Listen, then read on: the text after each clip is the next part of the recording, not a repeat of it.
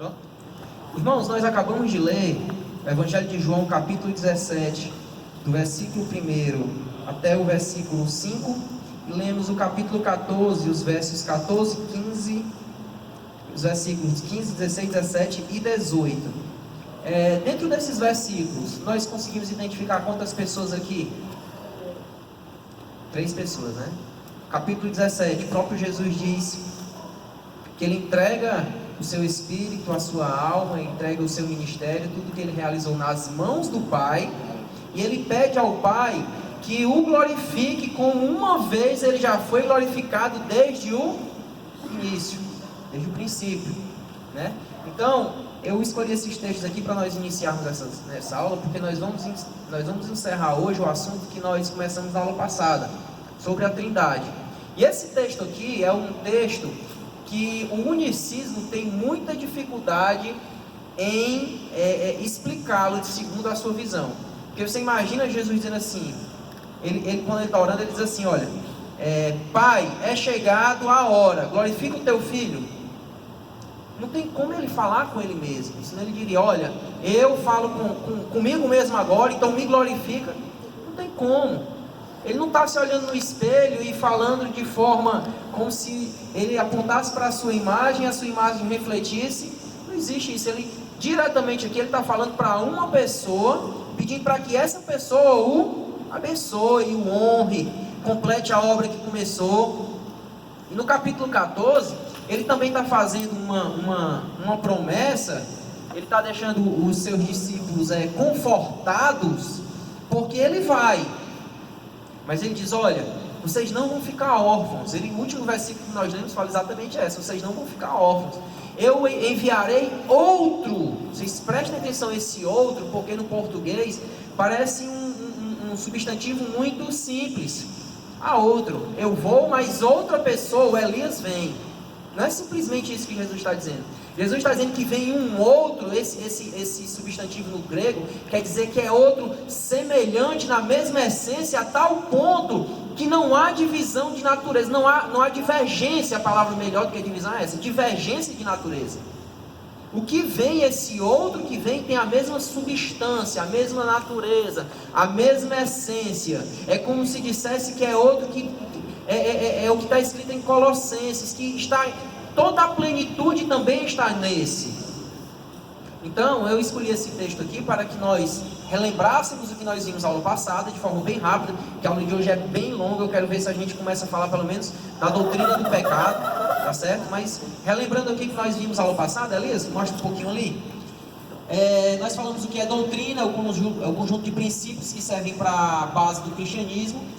Compreende ensinamentos, pregação, opinião das lideranças, mas nós frisamos muito que essas opiniões das lideranças têm que ser baseadas na palavra de Deus, na Bíblia, tá certo?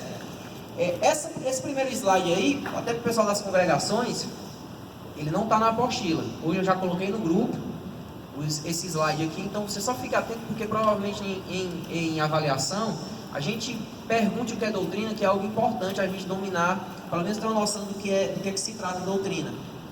Nós vimos que essa questão doutrinária, ela é algo valorizado e preocupante desde os nossos irmãos que figuram lá no Antigo Testamento.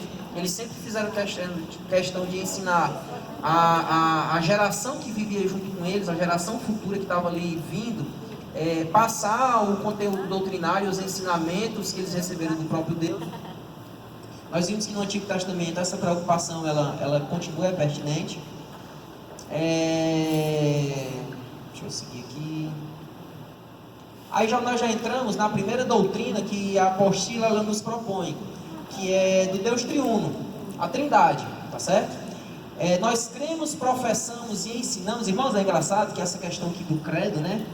Devido a esse nome, está muito ligado ao catolicismo, né? O credo, a confissão, o catecismo. A gente meio que criou uma barreira não, nossas igrejas não tem isso, mas nós temos, viu, irmãos? Que não é o Betel, você que me escuta que não é o Betel, você pode ter certeza que a sua igreja tem um credo. Sempre que fala do credo, ele vai começar com o quê? Cremos, professamos e ensinamos um monoteísmo, isso é, único Deus, uma única divindade. As outras divindades que se outorgam como deuses é invenção humana. certo? E nós vamos ver porque é que Deus ele pode dizer que é Deus. Nós vamos ver os seus atributos, a sua natureza, as suas características que o fazem Deus, certo? Nós cremos no monoteísmo bíblico, que é um Deus uno em essência e substância. Qual é a essência de Deus, pessoal? Espírito. Deus é Espírito. O homem é o quê? O homem, nós vamos ver hoje a segunda doutrina, que é a tricotomia humana. O homem, ele tem alma, tem espírito, mas também tem corpo. Deus não. Deus é simplesmente Espírito. Por isso que o Evangelho de João vai dizer que ninguém nunca viu Deus. O que o homem conhece de Deus, principalmente aquelas aparições no Antigo Testamento, né, são ali representações de Deus, mas a gente chama de teofania. Para poder o homem aparecer para Deus é necessário que ele materialize, mas na sua essência Deus é Espírito. Teofania, isso mesmo. Ele é indivisível em natureza, que subsiste eternamente em três pessoas: Pai, Filho e Espírito Santo. Apresentamos essa imagenzinha aqui para poder mostrar que o Pai não é o Filho não é o Espírito Santo, mas os três constituem o mesmo Deus, mas eles têm funções dentro dessa trindade, dentro desse organograma, vamos dizer assim, dentro dessa imagenzinha aí. Eles têm propósitos e funções distintas. Por isso que a gente diz que o Pai não é o Filho, que não é o Espírito Santo, mas é Deus. Se eu disser glória ao Espírito Santo, Deus não vai se sentir diminuído, porque na Trindade existe essa harmonia de um mesmo Deus, certo? Eles têm o mesmo propósito. Não há essa distinção de pessoas. Se eu glorifico ao Pai, indiretamente eu estou glorificando o Filho e ao Espírito Santo. Se eu agradeço ao Pai pelo Espírito Santo que habita em mim, o Pai não se sente constrangido poxa, triste porque eu não louvei Ele. Não, se eu louvo o Espírito Santo, eu louvo indiretamente ao Pai. Um dos versículos básicos que a gente usou para demonstrar a existência e embasar essa doutrina da Trindade é Mateus 28:19, que diz: portanto, ide, ensinai todas as nações, batizando em nome do Pai, do Filho e do Espírito Santo. Três pessoas distintas, três personalidades distintas. São três pessoas que têm vontades próprias, intelecto. Não entristeçais o Espírito Santo, enchei-vos do Espírito Santo. E aí nós vemos a constituição de uma personalidade. Continuando, pessoal. Aqui são as características que elas são indivisíveis de Deus. Se nós conjecturarmos ou trazemos a possibilidade que o nosso Deus não é onipotente, não é o nosso Deus, porque o nosso Deus pode tudo, Ele sabe tudo, Ele está em todos os lugares, tem a sua soberania e Ele é eterno. Não houve um dia que Deus foi criado. Estou correndo aqui só para a gente poder lembrar o que foi que a gente viu na aula passada. A unidade na Trindade é exatamente o que eu acabei de dizer, que todos os três, eles formam um. Não são três deuses, é um único Deus, é um único Deus, que ele é formado por três pessoas distintas. Nós vimos a confirmação da Trindade desde o Antigo Testamento. Esses são os textos bíblicos, desde Gênesis, usamos um texto também de Isaías. O Novo Testamento também vai mostrar, em 1 Coríntios 12, 4 e 6, essa mesma confirmação da existência da Trindade. E aí nós vimos o que nós não cremos, e nós refutamos o unicismo, sendo ele em duas facetas, seja o unicismo sabelianista ou moderno, porque Sabélio, um bispo, foi ele o difusor, ele começou a propagar essa falsa doutrina, onde ele diz que Deus ele apresenta no decorrer da história em faces, em modelos, o que nós chamamos de modalismo. O Deus do Antigo Testamento, que se apresenta como o Todo-Poderoso Jeová, aquele que abriu o Mar Vermelho, que livrou o povo do Egito. Depois ele se apresenta em Cristo encarnado, durante a sua passagem aqui na Terra. E hoje ele se apresenta como o Espírito Santo. Mas tudo é o que? O mesmo Pai. Isso é em verdade. A gente não tem como confirmar isso por causa desses textos aqui que nós lemos, onde mostra que que esse Deus ele tem essas três personalidades distintas. Outro que nós refutamos foi o unitarismo ou unitarianismo, que é bem conhecido, porque os testemunhos de Jeová assim o defendem. Eles acreditam que só existe de fato um Deus, é o Deus Jeová, tanto é que o nome da sua seita já deixa bem saliente, testemunhos de Jeová. E aí eles vão acreditar que só existe um único e verdadeiro Deus. Jesus é um ser criado, aquelas emanações de poder que a gente falou na aula passada, e essas emanações elas foram criadas, segundo a sua doutrina, para que eles pudessem criar a matéria, o mundo, porque o mundo é mau e Deus não, como santo, Deus santo, não pode ter contato com a matéria, e eles acreditam que o Espírito Santo, ele nada mais é do que um atributo, uma força divina. Nós também refutamos isso. E por último, o triteísmo. Tri de três, certo? Teísmo, Deus. Eles acreditam que são três deuses distintos. Existe o Deus Pai, o Deus Filho e o Deus Espírito Santo. Eles não formam unidade. E sim, são três deuses separadamente que em nenhum momento se tornam uma única unidade. Tá certo? Alguém me chamou? Não, né? E aí, pessoal, a gente já vai hoje. Eu queria que vocês me localizassem aí na página. Nós já vamos hoje nas três funções, página 10.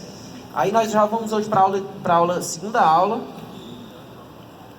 onde nós já vamos falar sobre as três funções distintas dessas três pessoas na Trindade. Tá certo? Vamos aqui ler. Olha, eu queria só pedir um pouquinho de compreensão de vocês. Eu procuro fazer aula mais... como é que eu posso dizer? Não é nem rápido, assim, com exemplos, assim, a forma mais leve possível. Mas existem matérias como essa que de fato nós temos que ler, certo? Eu procuro contextualizar, eu procuro trazer exemplos, eu procuro dizer as doutrinas erradas, mas tem coisa que não tem para onde fugir. Então, exige de nós, de fato, leitura. Então, a aula de hoje, em alguns momentos, nós vamos ter que realmente ler. Então, você acompanha por aí ou na sua apostila, na página 10. A função dessas três pessoas na Trindade. É possível um membro da Trindade subordinar-se voluntariamente a um ou a dois outros membros, mas isso não significa ser inferior em essência. Aqui eu já falei, inclusive, isso hoje. Deus Pai, Ele envia o seu Filho para morrer por nós, mas não significa que esse envio e esse esvaziamento, que é um texto que nós temos muito que aplicar a isso, que nós acabamos de ler de Filipenses 2, onde Paulo diz que ele, mesmo sendo Deus, não usurpou ser igual a Deus, antes esvaziou a si mesmo, foi obediente até a morte, sendo morte de cruz, se fez homem. Paulo diz isso nesse texto de Filipenses. Não significa que esse esvaziamento e essa subordinação, essa humilhação, Cristo ele perde a sua majestade ou ele se torna alguém inferior ao Pai.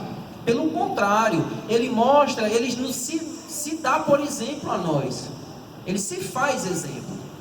Mas em nenhum momento ele perdeu glória, poder e majestade. Ele simplesmente abriu mão, por amor de mim e de você, por entender o seu propósito na economia da Trindade, como nós chamamos. Teologicamente tem esse termozinho de economia da Trindade. São as funções distintas em que cada um entende o seu papel, mas por Deus ser um ser pleno, ele não se sente diminuído em nenhum momento em fazer essa função naquele determinado momento, tá certo? Então, voluntariamente há dois membros, mas isso não significa ser inferior em essência. Há uma absoluta igualdade dentro da Trindade, e nenhuma das três pessoas está sujeita por natureza a outra, como se houvesse uma hierarquia divina. Existe sim uma distinção de serviços. Hierarquicamente, na posição, é como se existisse 3 degraus. Não existe o pódio do primeiro, segundo e terceiro lugar, onde o Deus Pai está lá no primeiro lugar do pódio, Jesus, o Deus Filho, no segundo lugar do pódio, e ali em terceiro lugar, um pouco menos importante, o Espírito Santo, Deus é Espírito Santo. Não existe isso.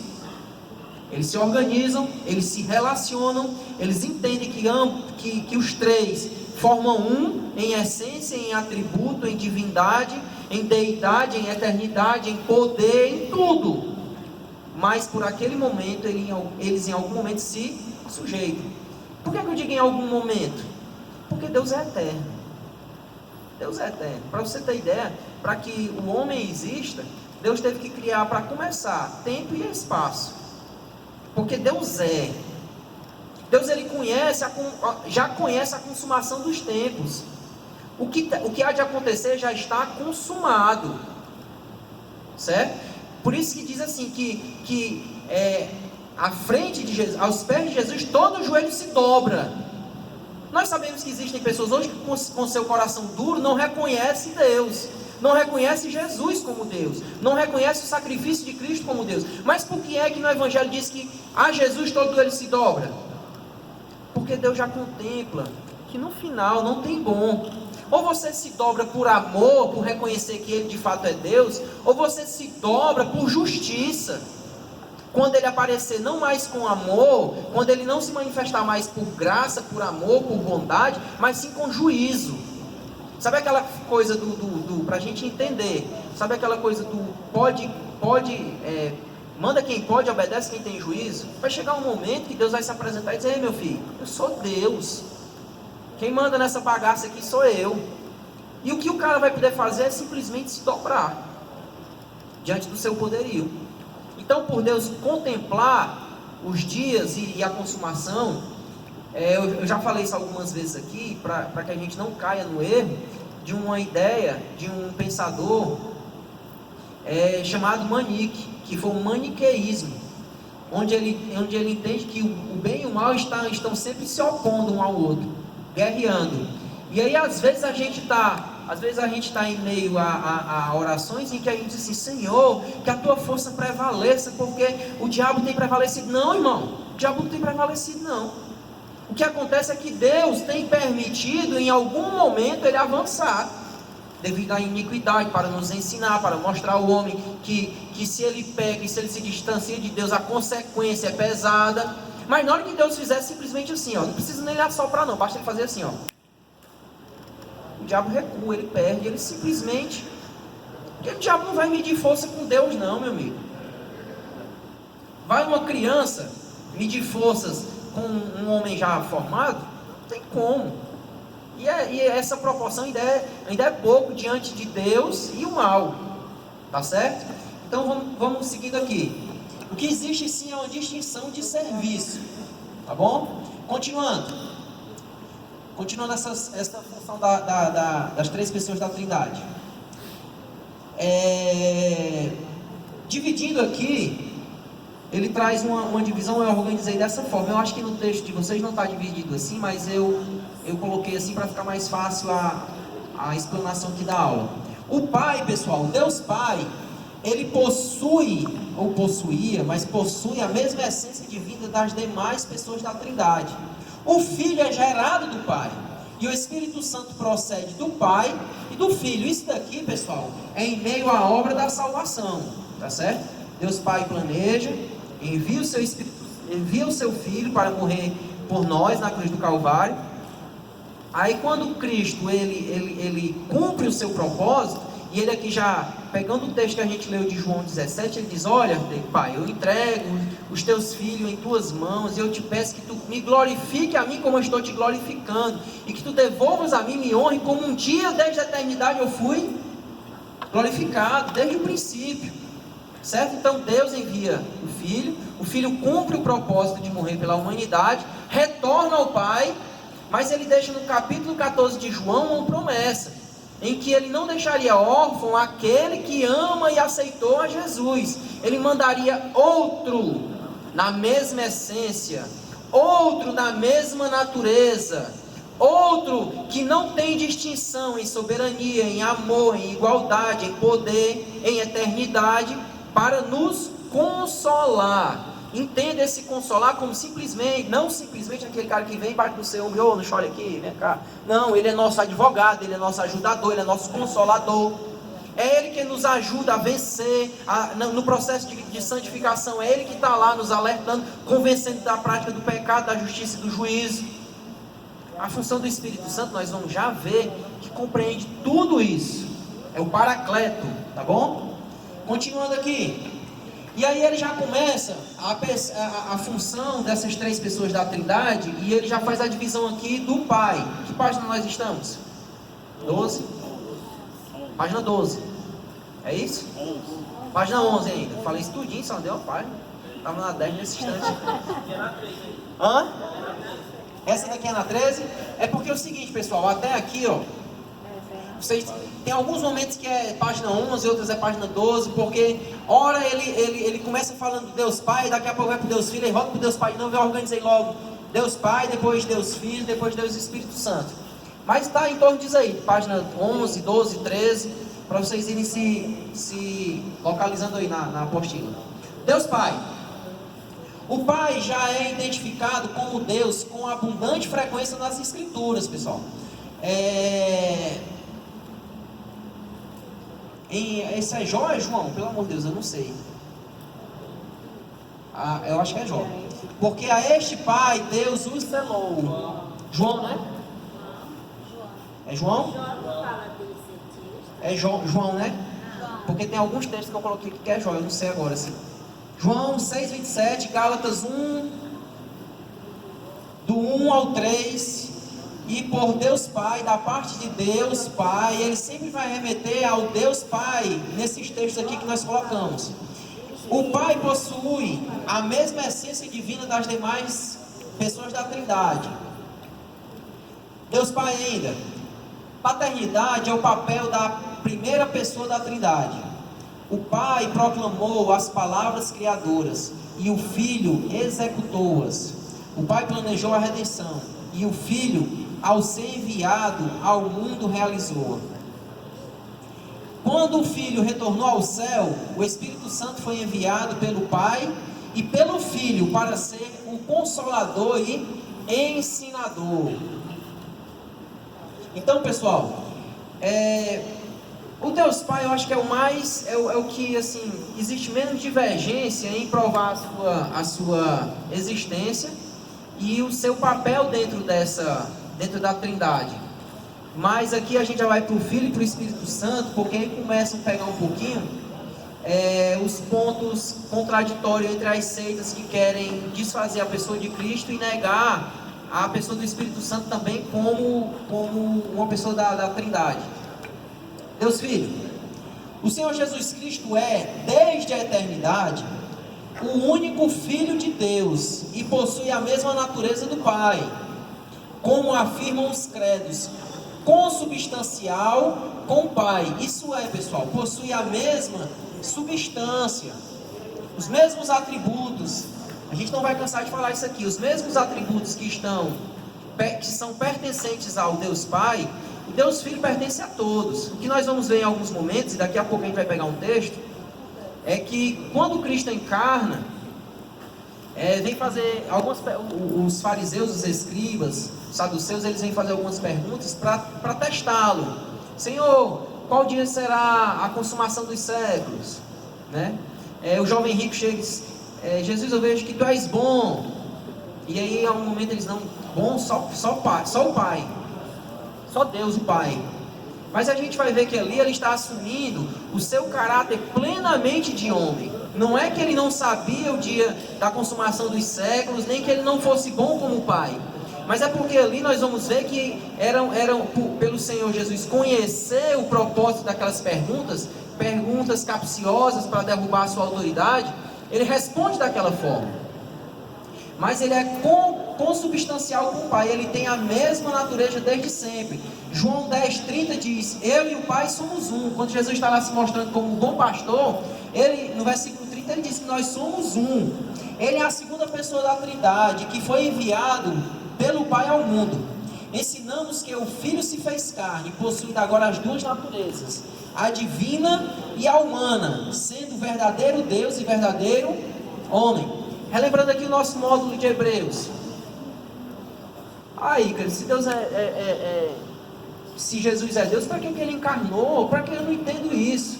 Se a gente relembrar o nosso módulo de Hebreus, a gente vai ver que nós precisávamos de um sacerdote assim como nós, semelhante a nós, um sacrifício semelhante a nós, para que Ele pudesse ser o nosso fiel sumo sacerdote e pudesse interceder por nós, entendendo o que é que nós passamos. No livro de Hebreus nós estudamos isso, que Ele intercede ao Pai, porque Ele é fiel sumo sacerdote. Ele compreende as nossas fraquezas, Ele compreende as nossas necessidades. Se Ele viesse simplesmente morrer como Deus, seria mais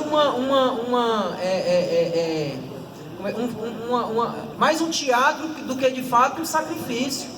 Jesus, quando ele se angustia no Getsemane, além dele estar sofrendo ali a separação do pecado que ele levava sobre os seus ombros, o meu e o seu pecado, ele também está padecendo sofrimento, angústia de que eu e você sofremos de vez em quando. Então ele se faz um com nós para poder interceder sim, com autoridade junto ao Pai. Jesus é plenamente Deus e plenamente homem. Ele não se fez homem simplesmente, não entendo. Um dos motivos é esse: para que ele fosse fiel sumo sacerdote, o sacrifício perfeito, como fala a Epístola aos Hebreus. O Deus Filho ainda. A subordinação do Filho não compromete a sua deidade absoluta. Da mesma forma, a sua subordinação do Espírito Santo ao ministério do Filho e ao Pai não é sinônimo de sua inferioridade. O Filho se subordina ao Pai e o Espírito Santo se subordina ao Pai e ao Filho, mas eles continuam com sua deidade, o seu poder, a sua divindade imaculada. Quando o Senhor Jesus disse, está aqui o exemplo do que eu estava falando, o Pai é maior do que eu. Será que ele estava ali derrubando tudo que a gente está falando agora? Em João 14, 28? Não. Esse momento aí é quando Jesus entende e ele está ali mostrando que ele se fez servo, como consequência da sua encarnação. Não quis dizer com essa declaração que se tornou em substância menor do que o Pai, e sim que se subordinou funcionalmente à vontade do Pai. Tá certo? Então, quando ele diz isso, olha, o Pai é maior do que eu, não é que ele esteja ali dizendo que ele perdeu a sua divindade, o seu poderio, aqueles atributos de poder estar em todos os lugares, de poder tudo, de ser eterno, de ser detentor de soberania, de eternidade, não. Ele está falando ali como um homem, que de fato ele também é. Tá certo? O pessoal que chegou por último, eu até expliquei que hoje a gente tem que ler um pouquinho para poder a gente contextualizar aqui a ideia dessa doutrina. Acreditamos em sua concepção sem pecado no ventre da Virgem Maria. Negamos que tenha sido criado ou passado a existir somente depois que foi gerado por obra do Espírito Santo. Confessamos que o Filho é autoexistente, isso é, ele não foi criado por ninguém. Assim como Deus, o Pai, não teve início de dias, o Filho também. Ele é junto com o Pai desde sempre, desde o início. A ideia da seita mais difundida aqui entre a gente dos testemunhos de Jeová, que diz que Jesus é uma criação do Pai, pegando aquele texto lá de Colossenses no capítulo 1, nós devemos negar. Versículo que embasa nossa crença aqui, João 8,58. E disse-lhe Jesus: em verdade vos digo, que antes que Abraão existisse, eu sou. Antes de qualquer homem, antes de qualquer dia, antes que o próprio Deus falasse haja luz, ele já existia. Ele já era um com o Pai. O Deus Espírito Santo.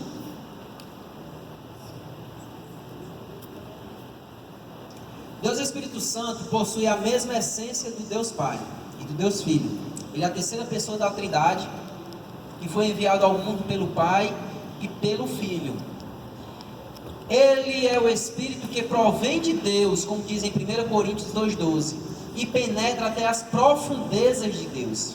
Negamos que o Espírito Santo seja apenas um atributo da divindade, ou um dom da divindade. Os testemunhos de Jeová também dizem que o Espírito Santo, ele é uma força, é um agente de Deus, que nos capacita, que nos dá poder. É como se nós